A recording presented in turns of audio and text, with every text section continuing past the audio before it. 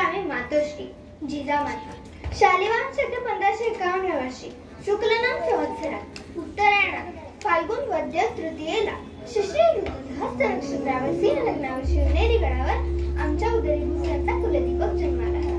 12व्या दिवशी बाळाचे बारसे मोठ्या प्रमाणात साजरे केले गेले. नाव ठेवले शिवाजी. एरवी शांत असलेला बाळशिवबा कधी कधी रात्री पराठी दचकून जागा होईल. कितीही चोचवले खोपटले तरी निजत नसे. त्यावेळी मी त्याला अंगाई गायचे. गुणी बाळसा जागरसी कारेवाया निज रे निज शिवराया. शुक्ल पक्षाच्या इंद्रपरी बाळशिवबा मोठा होत होता. पण महाराष्ट्रावर निसर्ग मात्र रुजला होता. पाऊस नाही, भयंकर दुष्काळ, उपाशी महाराष्ट्राचे दुःख मला दिसत होते. स्वतंत्र महाराष्ट्राची स्वराज्याची हाक मला अस्वस्थ करत होती. शिवबाच्या बालक्रीडा पाहून आमच्या मनात भविष्यकाळचे स्वप्न लुकलुकत होते.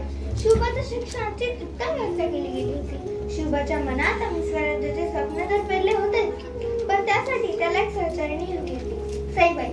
आणि हेच निंबाळकरांचे लेख उमरेचे माप ओलांडून त्यांच्या कुळात आले. स्वराज्याचे सद्यस्थिती पाहून आम्ही बाळशिवबाला सांगितले, बाळशिवबा, ही घरे मंदिरे आपल्या स्वराज्याच्या एकूण परिस्थितीचे प्रतीक आहेत. सारी रयत छिन्नमस्क ध्येयहीन झाली आहे. ही दुरावस्था थांबवून राज्यात नवीन चैतन्य निर्माण करावयास हवे. करशील ना? यासाठीच तुझा जन्म झाला आहे शिवबा. शिवबांनी आमच्या चरणांना स्पर्श केला. आम्ही त्याला पोटाशी धरले. एके दिवशी शहाजीराजे त्याला आदिलशहाच्या दरबारात घेऊन गेले. शहाजीराजांनी बादशहाला 3 वेळा वाकून कुंडलीसात केला. शिवबालाही तसे करायला सांगितले, परंतु शिवबाने उत्तर दिले, एक आई भवानी खेरीज मी कुणापुढेही माझे मस्तक नविणार नाही. असे बाणेदारपणे उत्तर देऊन तो घरी आला. घरी आल्यावर आम्हाला म्हणतो कसा, तू सांग तुझ्या चरणाशी ही कापून ठेवीन मान. तू सांग तात चरणाशी ही कापून टाकीन मान. तू सांग देश धर्माला मी आपुले वाहिन प्राण. परी परके सत्ताधारी घरी घुसून झाले वैरी. आदर त्यांचा करण्याते लवीना हे शिरमाते. त्यावेळी शिवबाईचा अभिमान आमच्या उरात दाटून आला. शिवबा मावळ प्रांतात फिरू लागला. सह्याद्रीला न्याहू लागला. मनात स्वराज्याची आकांक्षा जाणू लागला. प्रचंड धैर्य जिद्द होती.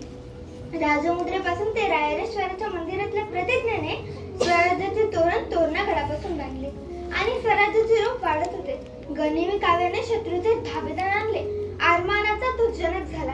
आद तंजावर तहत पेशावर अवघा मुलुक आपुला अशी स्वराज्याची पुत्रा समान काळजी घेत होता.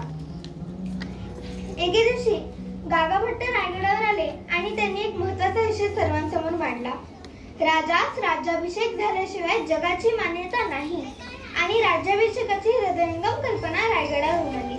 सारी वेद त्याच्या राजाला म्हणू लागले, शतका